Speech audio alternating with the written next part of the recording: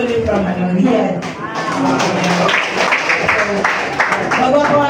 Bago ako dito, naging part ng Pag-ibig. So, una-una magpasalamat pala ako sa creator kasi kung hindi dahil sa kanya, wala po tayo na dito ngayon.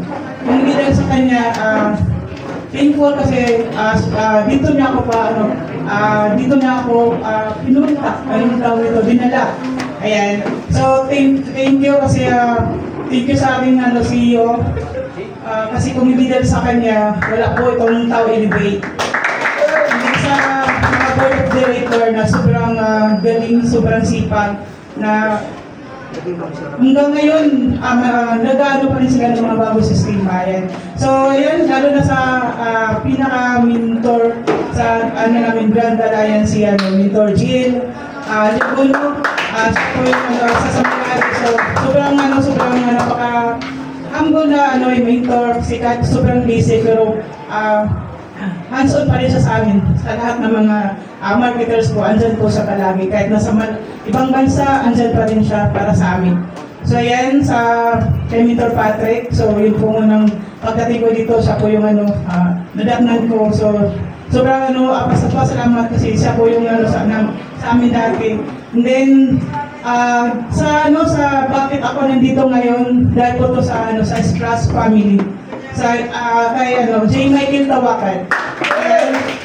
Strauss family, hindi sa United family. So sobrang grateful kasi sobrang nila sipag. Lalo na sa mga marketers na nagsipag, nagpagod, nagpupuyat. Kasi alam nila kung ano ang meron dito. Kasi kung ngayon, nagdadalawang isip ka dito, so malabo po yun. So kailangan nandito na kayo. Alam kong malupit kayo, magaling.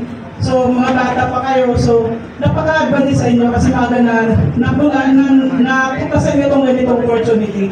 So, dapat may vision kayo dito, may vision na dapat, kasi hindi nyo ito makikita kapag walang ginawa. So, wala sa inyo itong vision na ito kung hindi ito dahil kay God na bakit kayo nandito ngayon. So, dapat mangyari lang yung dapat may gagawin. So yan, dapat sipagan at trabawin siya kasi ako, nagano lang ako dati yung na-inspire lang naman ako sa mga OFW na kumikita.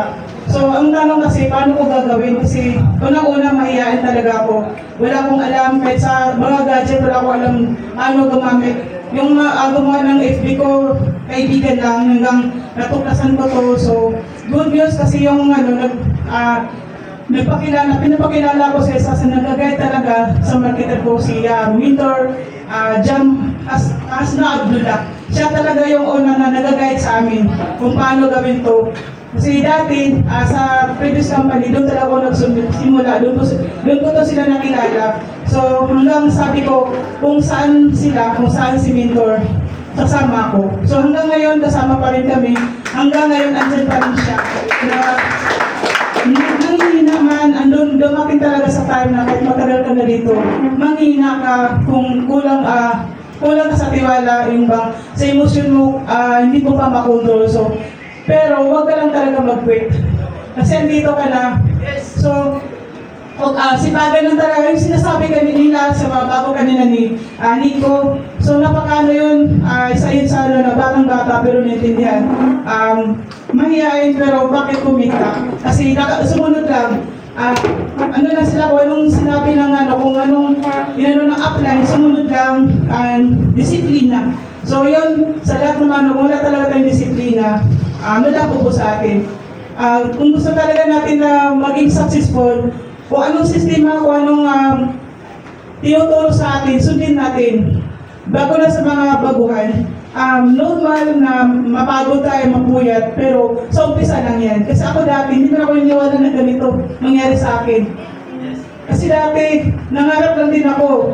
Yung 20,000 dati, sobrang laki na sa akin dati nung bilang OFW. Kasi nung bago ako maging OFW, mas malaki ang income ko doon, pero wala akong ipon. Nakatubog pa ako sa utang. So, ngayon, hindi ko kalain na ganito pala. Na dapat, ngayon, una talaga, aralin ang negosyo paano gawin. Kasi hindi naman pwedeng na magaling ka, malupit ka, pero hindi ka dumaan sa sa sistema, hindi ka dumaan sa mga kung anong dapat gawin, anong unahin. Kasi minsan, kumita ka pero hindi mo alam paano gamitin, paano gastusin yung income mo. So dito dapat sumunod, unahin talaga na aralin ang negosyo. Kasi given na yun, pag next, ikaw na yung next na kikita dito. Kasi alam mo na paano gawin, paano i-handle na dapat maging leader ka rin. Kasi hindi pwede na mag-isa ka lang dito. Hindi pwede magtagal ka dito na mag-isa ka rin. Dapat ngayon pa lang, aralin mo paano gawin tong business. I-duplicate mo yung sarili mo, maghanap ng mga katuwang, yung maniniwala. Kailangan aralin tapos i-share yung ano natin dito, opportunity. I-share sa maganda, hindi yung i-share natin sa mali. Dapat maganda, hindi mali kasi kumita ka nga pero mawawala ka naman, di ba? Dapat huwag tayong sipagan lang talaga. Kung alam mo, makita ko kumita last month, tapos ngayon wala. Be humble, mag-observe, lalo na sa matagal na ako dito, yung gano'n na, mayroong bagong dumating, malupit, so doon, mag-observe, walang masama na mag-observe, magpakumbaba, mag-observe kung anong ginawa nila, kasi baka mamaya, iba na yung ginawa mo. So yung training, napakaganda, napakamalaking yung sobrang malaking tulong yun, kasi huwag talaga natin tanggalin sa sarili yung training, kasi minsan nawawala po tayo kapag hindi natin yan gagawin. Everyday, pakita natin sa mga downlines natin na yan, ginagawa natin. Kasi once na puro tayo turo, yun ang gagawin, pero ikaw mismo hindi mo ginagawa. Malabo po yun. So, ikaw mismo, tapos, kailangan ipakita mo talaga, pakitaan mo sila. Kung ikaw may leader na, pakitaan mo sila na dapat kumita sila. I-guide sila ng maayos. Para kasi kapag sila kumita, bibigay naman din sa'yo yung income mo. Tama? So yan, parang kinakabahan na naman ako. Hindi ako naroon sa sasabihin ko. Basta yun lang talaga, mahalin yung ginagawa mo ngayon. Mahalin. Dapat alam mo kung anong big reason, kung bakit nandito kayo dito ngayon. Kasi kung ako, nagawa ko, mas magagawa nyo kasi bata pa kayo. Okay? So, yun lang. Thank you.